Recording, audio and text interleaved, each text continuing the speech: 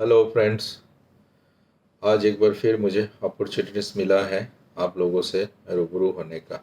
तो चलिए दोस्तों, जैसे कि आप लोगों को सबको पता है कि इंश्योरेंस में सेविंग्स प्लान क्यों बाइंग करना चाहिए, उसके बारे में मैं आप लोगों को जानकारी दे रहा हूँ। और आज वक्त आ गया है कि इसका जो सातवां प्रमुख कारण और आखिरी जो कारण है उसको शेयर करने के लिए। तो दोस्तों, चलिए सीधे जानते हैं ये सातवां आखिरी प्रमुख कारण क्या है इंश्योरेंस में सेविंग्स प्लान बाइंग करने के लिए। तो सातवां आखिरी जो प्रमुख कारण है वो है फाइनेंशियल गोल मीट करना। मतलब एक इंडिविजुअल का लाइफ में जो है फाइनेंशियल गोल मीट करना जो है एक इम्पोर्टेंट माइलस्टोन होता है। आप बोल सकते हैं एक इम्पोर्टेंट पड़ाव होता है। तो हर इंडिविजुअल का जो है फाइनेंशियल जो गोल होता है वो मोर और लेस सेम होता है, लेकिन उसका जो टाइम है वो टाइम डिफरेंट होता है। तो जानते हैं ये फाइनेंशियल गोल क्या होता है। तो दोस्तों, जैसे कि आप लोगों को सबको पता होगा कि ये फाइनेंशियल गोल जो होता है एक इंडिविजुअल के लिए, वो आपका एक शॉर्ट टर्म फाइनेंशियल गोल होता है, और दूसरा जो होता है वो मिड टर्म गोल होता है, और एक जो आखिरी होता है वो लॉन्ग टर्म फाइनेंशियल गोल होता है। तो ये फाइनेंशियल गोल को हम लोग कैसे फुलफ़िल कर सकते हैं, कैसे इसको मीट कर सकते हैं, क्योंकि इसके साथ में हर इंडिविजुअल का जो है एक एक इमोशनल जुड़ा हुआ रहता है। वो व्यक्ति अगर अपना फाइनेंशियल गोल को अच्छी तरह से फुलफ़िल कर सकता है, डिस्कस कर सकता है, मीट कर सकता है, तो वो अपने आप को एक प्राउड महसूस करते हैं। तो चलिए मैं आप लोगों को थोड़ा-सा ये जो शॉर्ट टर्म, मिड टर्म और लॉन्ग टर्म फाइनेंशियल गोल है, उसके बारे में थोड़ा जानकारी देते हैं। ये शॉर्ट टर्म फाइनेंशियल गोल क्या होता है? जैसे कि आपका कोई लोन हो या कोई डेब्ट हो जिसको आपको चुकाना होता है, तो आप सेविंग्स प्लान के थ्रू से आप सेव करके जो है इसको आप चुका सकते हैं। लेकिन जो सेविंग्स प्लान होता है इंश्योरेंस में, वो basically long term financial goal को फुलफ़िल करने के लिए है। तो मैं आपको ये short term, mid term and long term का जो गोल है वो पहले मैं बताऊंगा, फिर ये सेविंग्स प्लान के थ्रू से आप कैसे इसको फुलफ़िल कर सकते हैं, मीट कर सकते हैं, उसके बारे में मैं जानकारी देता हूँ। तो जैसे कि मैंने आपको ये बोला है कि शॉर्ट टर्म जो गोल होता है उसमें से एक जो गोल होता है वो आपका डेब्ट या लोन को चुकाना। और दूसरा जो शॉर्ट टर्म गोल होता है वो होता है एक इमरजेंसी फंड क्रिएट करना। तो ये इमरजेंसी फंड क्या होता है कि हर इंडिविजुअल का जो एक मंथली एक्सपेंडिचर होता है उसका मिनिमम 6 मंथ का जो फंड है उसका रहना चाहिए। जैसे कि मान लीजिए अगर आपका मंथली एक्सपेंडिचर 50,000 रुपया है, तो उसका जो 6 मंथ का जो वैल्यू होता है वो 3 लाख रुपीज़ होता है। वो 3 लाख आपको एक अकाउंट पे हमेशा जमा रहना चाहिए इमरजेंसी फंड की तरह। तो इसको हम लोग शॉर्ट टर्म गोल बोल सकते हैं। दूसरा जो है आपका शॉर्ट टर्म गोल है वो है आपका बाइंग ए कार और बाइंग ए बाइक, और आपका जो भी नियर एंड डेयर है उनको आपका उनका जो लाइफ का जो इम्पोर्टेंट डे होता है उसमें आपको गिफ्ट करना है।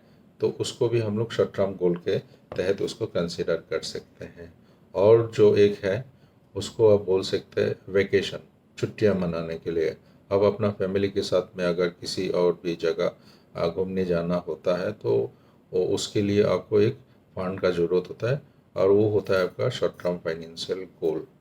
अभी ये मिड टर्म फाइनेंशियल गोल क्या होता है, वो दोस्तों मैं आप लोगों को बताता हूँ। ये मिड टर्म फाइनेंशियल गोल होता है कि जैसे कि आपका जो भी मतलब विश रहता है कि किसी को एक इच्छा रहती है कि उसको एक अपना खुद का बिजनेस चालू करना है। तो अगर वो खुद का बिजनेस चालू करना होता है तो उनके लिए फंड चाहिए। तो इसको हम लोग मिड टर्म गोल में रख सकते हैं कि अब अपना खुद का एक बिजनेस स्टार्ट करना चाहते हैं, उसके लिए आप सेव करके जो है अपना फंड एकुमुलेट कर सकते हैं। दूसरा होता है जो आपका बच्चे लोगों का, चिल्ड्रन का जो एडुकेशन होता है या हायर स्टडीज़ होता है, उसको भी आप जो है ना एक मिड टर्म फाइनेंशियल गोल में आप रख सकते हैं। और उनके लिए जो फंड होता है उसको आप सेविंग्स करके ये मिड टर्म गोल का जो फंड है उसको आप एकुमुलेट कर सकते हैं। और तीसरा जो होता है आपका फाइनेंशियल गोल होता है, वो है आपका मतलब किसी नियर एंड डियर को आप गिफ्ट करना होता है। जैसे कि कोई भी एक इम्पोर्टेंट ओकेशन हुआ तो आप उनको एक उनका मतलब चॉइस के हिसाब से, जैसे कि आपके बच्चे हो या आपका कोई नियर एंड डियर हो, उनको आप एक गिफ्ट दे सकते हैं। तो उसके लिए भी आपको फंड का ज़रूरत होता है। इसको बोलते हैं मिड टर्म फाइनेंशियल गोल, और उसको मीट करना। तो आखिरी जो है वो है आपका लॉन्ग टर्म फाइनेंशियल गोल। एक इंडिविजुअल का जो लॉन्ग टर्म फाइनेंशियल गोल होता है वो होता है रिटायरमेंट पर्पस क्रिएट करना। मतलब एक इंडिविजुअल अपना जो लाइफ लॉन्ग वो कमाते हैं, इनकम करते हैं, उसके बाद जो उनका लाइफ का जो गोल्डन पीरियड रहता है, जिनके पास समय उस समय में जो है एनफ टाइम रहता है, उसको उस इंडिविजुअल का गोल्डन पीरियड बोलते हैं। और उस समय में उसको फंड अगर अवेलेबल रहता है तो अपना लाइफ का गोल्डन पीरियड को जो है अच्छी तरह से वो इंडिपेंडेंटली वो अपना लाइफ को स्पेंड कर सकते हैं। तो उसके लिए क्या होता है ना, आपका एक रिटायरमेंट कॉर्पस क्रिएट करना पड़ता है। इसको हम लोग लॉन्ग टर्म फाइनेंशियल गोल के हिसाब से इसको हम लोग कंसिडर करते हैं, क्योंकि उस समय में आपके पास में सफिशेंट टाइम रहता है। अगर आपका पास में सफिशेंट फंड नहीं रहता है, आप अगर फाइनेंशियली इंडिपेंडेंट नहीं रहते हैं, तो उस समय में काफ़ी मुसीबत का सामना करना पड़ सकता है। काफ़ी एक इंडिविजुअल को टेंशन हो सकता है। तो इसलिए मुसीबत का सामना करना पड़ सकता है। काफ़ी एक इंडिविजुअल को टेंशन हो सकता है। तो इसलिए लॉन्ग टर्म फाइनेंशियल गोल जो होता है वो रिटायरमेंट कॉर्पस क्रिएट करना होता है। नेक्स्ट जो होता है लॉन्ग टर्म फाइनेंशियल गोल, वो है आपका बाइंग ओन होम। क्योंकि हर किसी का सपना रहता है कि वो उसका एक अपना खुद का घर हो जो वो उसके साथ में उसका एक इमोशनल टच भी रहता है कि अपना खुद का घर है, साथ में उसका ये एक सोशल स्टेटस होता है, एक आइडेंटिटी होता है। तो एक घर अपना होने के लिए एक बहुत बड़ा सा पर्पस चाहिए, और वो लॉन्ग टर्म फाइनेंशियल गोल में ही पड़ता है। अब सेविंग्स में इंश्योरेंस प्लान बाइंग करके ये लॉन्ग टर्म जो फाइनेंशियल गोल है इसको आप फुलफिल कर सकते हैं। एक जैसे मैंने बोला रिटायरमेंट कॉर्पस क्रिएट करना, दूसरा है कि आपका खुद का घर बाइंग करने के लिए जो पर्पस चाहिए, जो उसका डाउन पेमेंट चाहिए, वो आपको इसके थ्रू से आप एकोमुलेट कर सकते हैं। और तीसरा जो होता है आपका अपना चाइल्ड का जो मैरिज होता है या करियर सेटलमेंट होता है, उसको भी हम लोग जो है लॉन्ग टर्म फाइनेंशियल गोल में कंसिडर कर सकते हैं।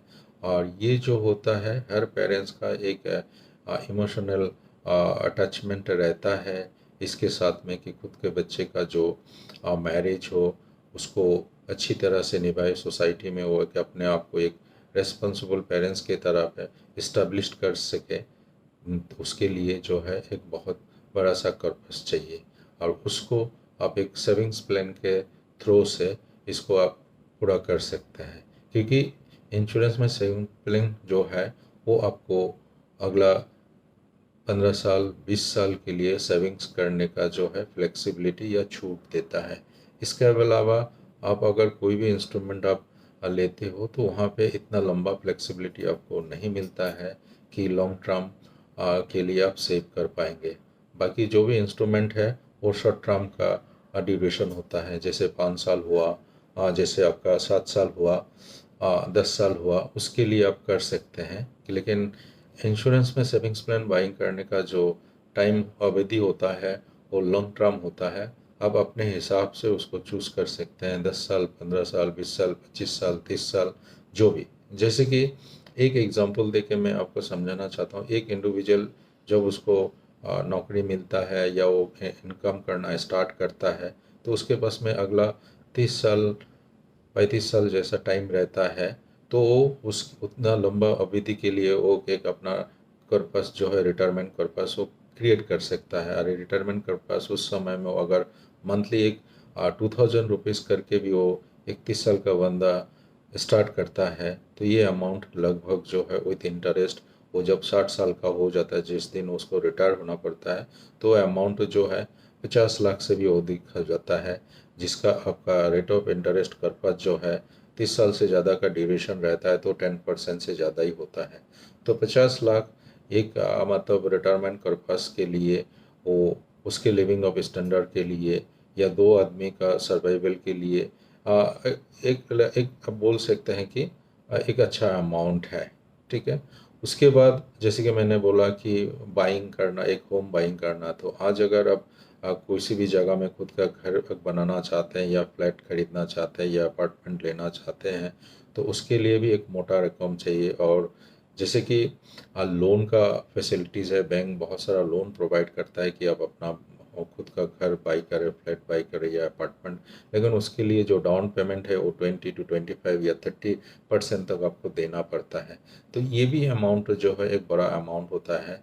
तो वो भी आप एक सेविंग्स प्लान के थ्रू से जो है इन्वेस्टमेंट करके इसको आप जमा कर सकते हैं। और तीसरा जो आखिरी मैंने आपको बोला है, जो आपके बच्चे का, आपका डॉटर का या सन का जो मैरिज होता है, उसको भी आपका जो लिविंग ऑफ स्टैंडर्ड है उसके हिसाब से ही उसका एक्सपेंडिचर होता है। तो उस हिसाब से भी आप देखेंगे तो एक बहुत बड़ा मोटा सा रकम आपको चाहिए। और एक सेविंग्स इंडिविजुअल होने से इसको फुलफ़िल करना बहुत ईज़ी होता है।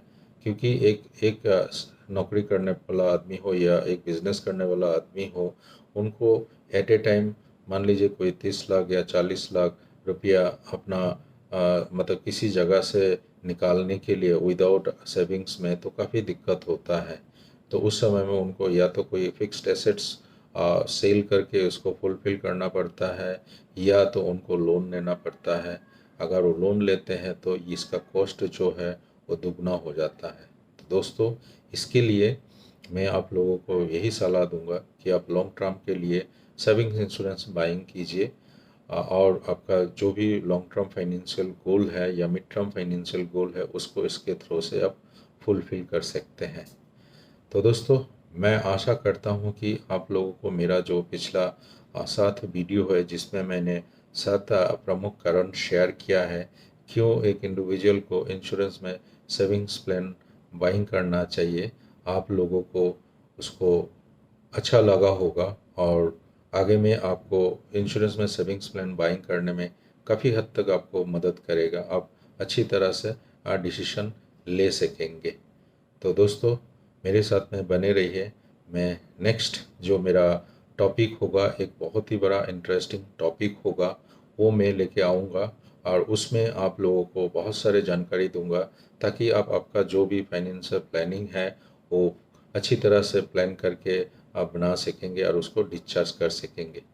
तो दोस्तों, मैं आप लोगों को बोलता हूँ, अगर आपका मन में कोई भी क्वेरी है सेविंग्स प्लान को लेके या फाइनेंशियल गोल मीट को लेके, तो आप नीचे कमेंट्स कर सकते हैं और क्वेरी कर सकते हैं। तो मैं आप लोगों का कमेंट्स क्वेरी देख के जो भी आपका शंका होगा उसको मैं मेरे वीडियो के थ्रू से उसका जो भी क्वेरी होगा उसको मैं दूर करूँगा। तो दोस्तों, आज के लिए इतना ही। मेरे लिए बने रहने के लिए धन्यवाद। Thank you. Take care.